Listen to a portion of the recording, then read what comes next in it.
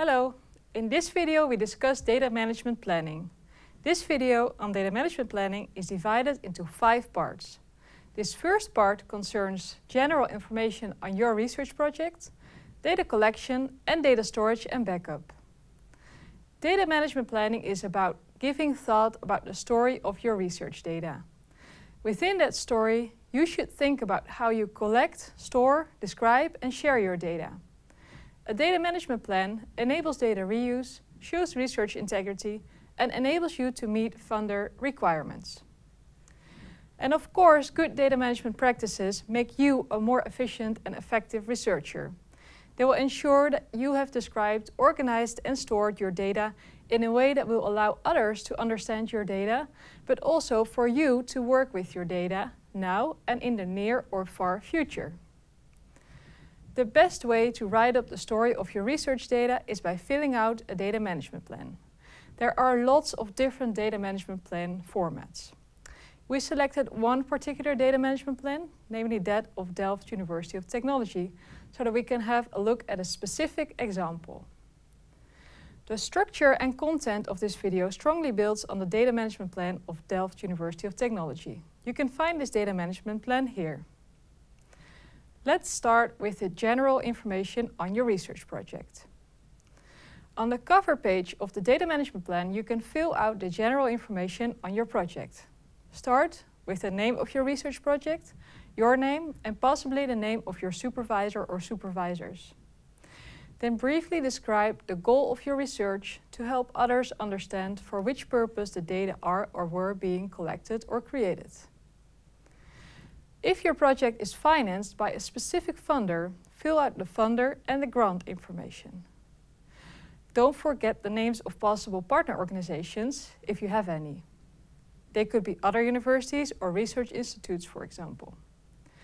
Also, fill in the start and end dates of your project, the day on which this data management plan was created, and don't forget to keep track of different versions of the plan by registering version numbers and the date at which it was last updated.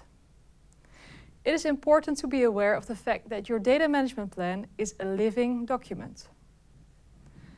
When you are at the beginning of your research project, you may not be able to fill out all elements in detail. However, as you proceed throughout your project, your insights will evolve and the characteristics of your research and its data will become increasingly clear. Now, once you make big steps that affect your research management process, make sure that you update your data management plan. Create a new version whenever important changes to your project occur, or at least once a year. Finally, in the section about general information on your research project, fill out who is responsible for data management within the project. If your project concerns, for instance, a PhD project, then there's a reasonable chance that you are responsible for data management. But for collaborative projects where many researchers are involved, someone else may be responsible for the data management. The second page of the TU Delft Data Management Plan asks you to think about and write up several data characteristics. You will just have to fill out this table on the type of data, its format, software used, estimated data size, and possible specific characteristics. The type of data is a somewhat broad term, but refers to categories such as observational data, experimental data, and simulation data. Indicate which type applies to your research and then become a bit more specific by stating whether it is, for instance, interview data, microscopic data, or perhaps climate models. You are quite likely to be managing different types of data with different properties and file formats.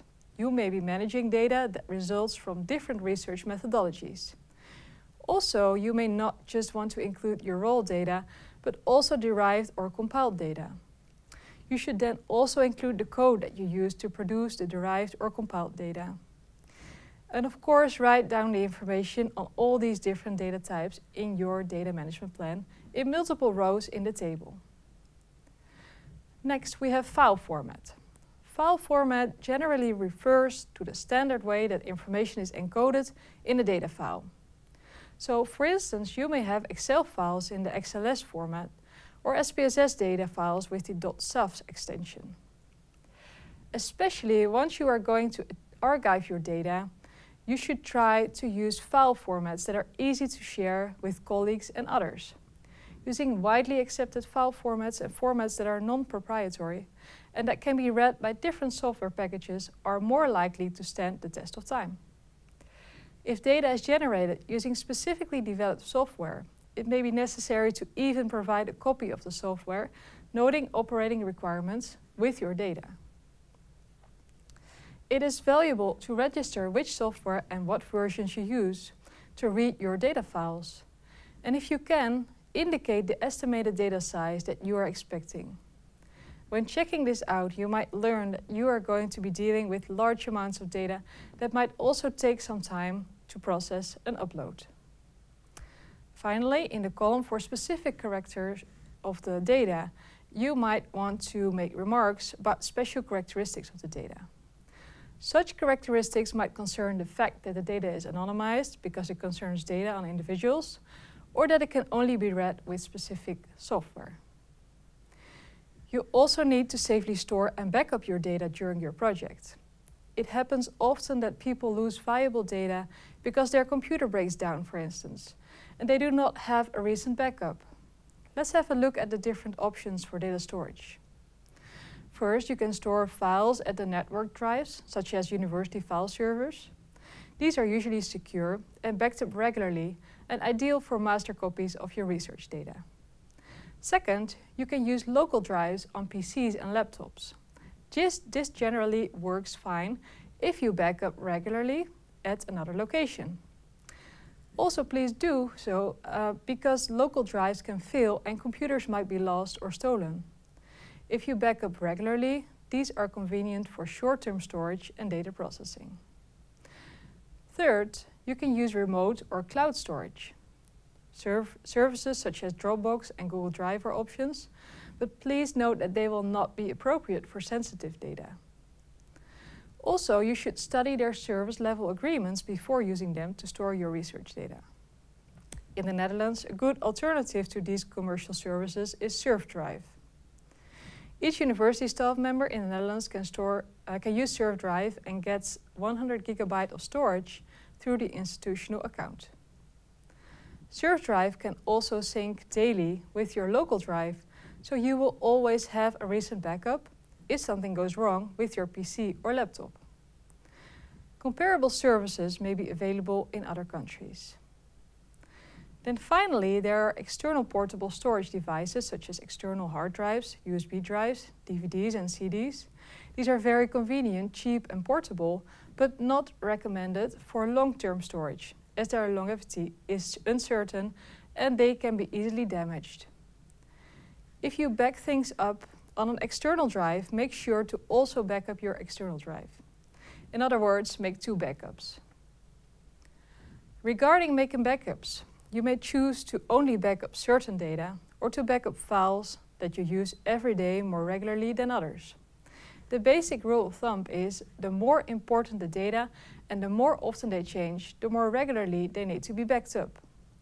If your files take up a large amount of space and backing up all of them is doing so frequently is difficult or expensive, you may want to focus on backing up its building blocks in the form of specific key information, programs, algorithms, or documentation that you would need in order to recreate the data in case of data loss. One option for storing and backing up data is the use of data labs. When your research project involves collaboration with several researchers and a large amount of research data, you may have the possibility of establishing a data lab. A data lab is a secure online environment for storing, processing and sharing dynamic research data, digital tools and software, visualizations and other items with fellow researchers. In this video on data management planning, we discussed general information on your research project, data collection and data storage and backup.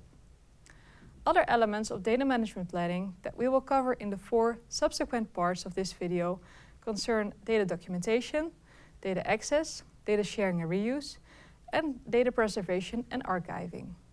Have a look at the other parts as well.